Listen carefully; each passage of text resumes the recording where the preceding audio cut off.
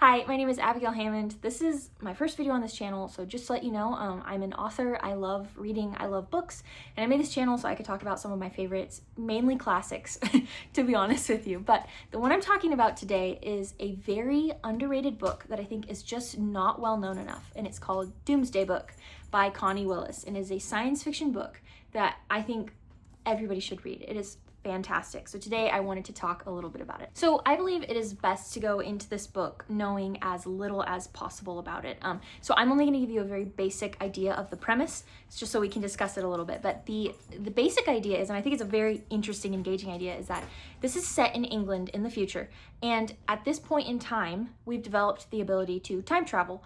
But rather than it being a time travel story where, there's a villain who's traveling through time for his own gain or whatever, and somebody has to jump in time to stop him from changing the future, blah, blah, blah. It's not like that. This time travel is really interesting because it's developed at universities, and what it is used for is universities then will train students over the course of a year or however long about how to live in certain periods of time, about the customs, about the clothing, about the illnesses, all the different things that go into a certain time period. And then that student is then sent back to that time period for a certain amount of time to learn and see firsthand what it was like, so that they can then take that information back to the present after the allotted time spent in the past.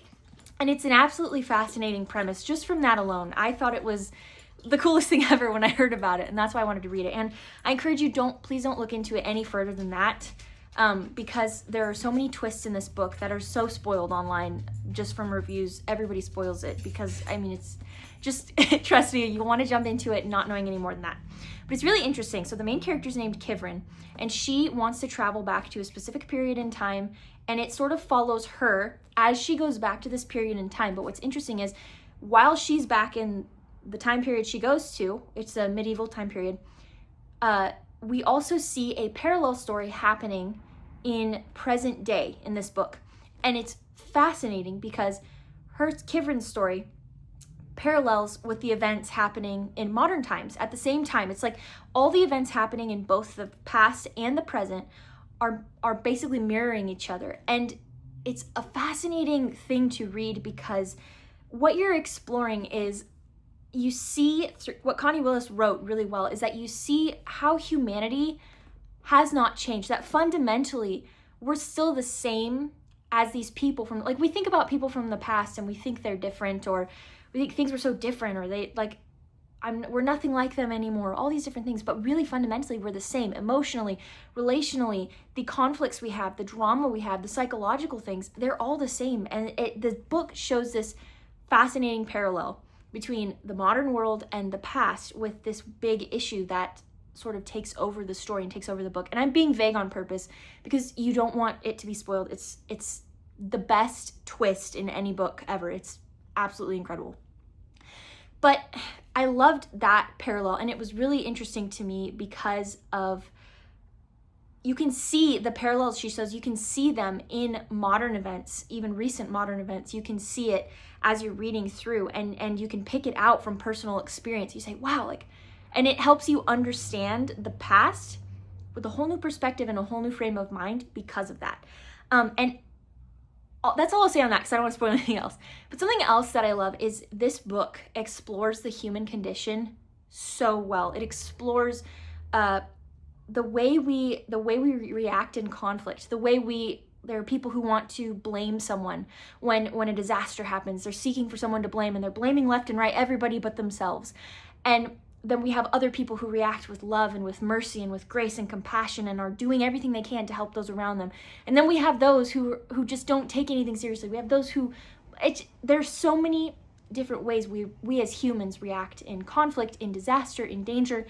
And this explores all of that, but it takes it further than that, and it explores the deeply emotional and spiritual questions we ask. For instance, I'm a Christian, and so what I find really interesting about this book is one of the questions thoroughly explored is, where is God when suffering happens? And what's interesting is, it's not, if you're not a Christian and you're not interested in that, don't be turned off by that, This book is really excellent at making you think about things. I think it's one of the most common questions that you get is where's God in suffering and in those moments? And this book explores that really well. And it's interesting because it leaves it open-ended. It doesn't really give you a specific answer, because that's a huge question we've all struggled with. Everyone struggles with, everyone thinks about, even people who don't believe in God.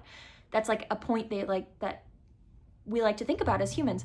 And the book doesn't answer it, but it gives you all these examples and all these contending and differing ideas and different beliefs people have and all the ways they react to these circumstances and the ways they react with that question. And it's absolutely fascinating and heartrending, and it really makes you think. And that's what I love, is this book makes you stop and consider all of those points and the suffering that humans go through and the ways we respond. But at the same time, it shows the beauty and the bravery and the courage and compassion of people who fight on, or who rise above, or who help each other during those extremely dark and difficult and unprecedented times. And it is the most beautiful picture of how complex humanity is, and our emotions, and the ways we interact with others.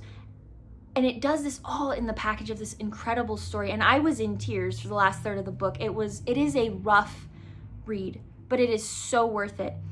And just the exploration of grief and sorrow and suffering, but also life and light and beauty, and how valuable humans are, even if something terrible happens and life is a struggle, how valuable we are, how important it is to value human life and value each other, and how worth it. Like, you think about people from history, there's so many we've never met, we've never known, but their lives are not insignificant. And it's absolutely incredible. This book has me all over the place because it is so well written. It is so good. And I want to say too, it might sound like, oh, this sounds like it's going to be really philosophical and complex and annoying, but it's not.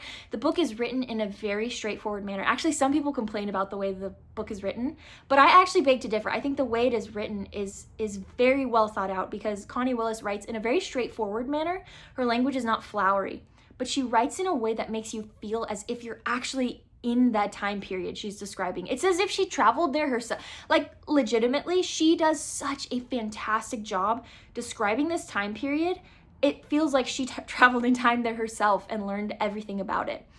And she writes in a way that's straightforward, and it builds. So the book has sort of this tension from the very beginning. You sort of feel this tension in the back of your mind when you start it, and you're not quite sure why, you're not quite sure what's going on, but there's some sort of tension just constantly there in the back of your mind. And it just sort of builds and builds. And she uses repetition and certain phrases repeated and certain things repeated over and over. And it just keeps building and building and building. And then you get to the final, the big reveal, the big twist, I call it the sucker punch moment, because it's a sucker punch. And it's just like everything just blows your mind and you're just bawling your eyes out. It's so good.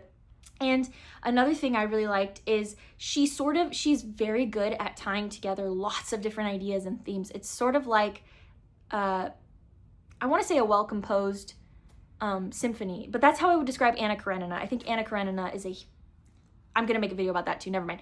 But Doomsday Book is like very well composed and thought out. And Connie Willis manages to have little ideas and little things that seem so insignificant. Like, you'd read it and not think anything about it, and they carry through all the way to the end, and they have a significance. And by the time you reach the end, you go, oh, like when you read it, it clicks. And it's incredible. It's so well written. It's such a good story. And I wish more people would read it. I'd never see anyone talking about this book. And I think it's an absolutely incredible book because it's so poignant and good. And I wanted to make that my first video on this channel because it is my favorite book of all time, and I highly recommend it. And I would have more to say if I could spoil the story, but I don't want to spoil the story.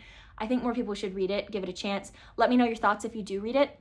And like I said, don't shy away from it because of the things I mentioned about the questions of human suffering and things. I think this book is excellent about making you think and making you see through different perspectives and giving you a way to sort of have a window into the past and to see the present and see how we're the same. And because of recent events, if you read this book, you are going to really be, I don't want to spoil it again, like I said, but definitely read this book.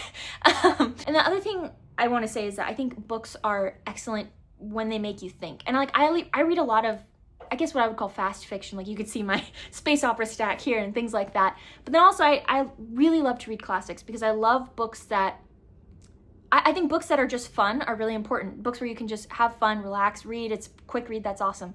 But books that really draw you in emotionally, really draw you into different perspectives, make you stop and think and question things and change your mind. Those are really good books and really important. And that's how I view Doomsday Book. It's not, you know, it's not Tolstoy, it's not Jane Austen, it's not the Bronte sisters, it's not Dostoevsky, but it's an incredible modern book that I think should be a modern science fiction classic. And I think if you read it, you'll definitely be, I will never forget this book. I'm very impacted by this book. I want to reread it, but I'm afraid to because it was so emotionally distressing, but it's worth it. I know that sounds like, oh, maybe I shouldn't read it. It's good. So anyway, I'll stop rambling now, but I just wanted to recommend Doomsday Book. Again, I'll hold it up. Doomsday Book by Connie Willis is a fantastic science fiction novel that I think is it's not that it's underrated. It's got a lot of awards. It's a fantastic book, but I think not enough people know about it. Not enough people read it. And I think you should give it a chance if you like science fiction, if you like historical fiction, if you like emotional stories, if you want to cry. Anyway, I hope you like this book if you give it a chance. And if you do read it, let me know in the comments what you think or thoughts you have, or if you enjoyed it. She has tons of other books too, set in different time periods in history and this time travel idea. And I'm really excited to dive into a lot of them. I've only read this one by her, but I have To Say Nothing of the Dog, which is the other Oxford time travel series book. And that one's more of a comedy. So I'm excited to dive into it. But anyway, check this book out if you like science fiction. I think you'll love it, and I think it's definitely worth a read.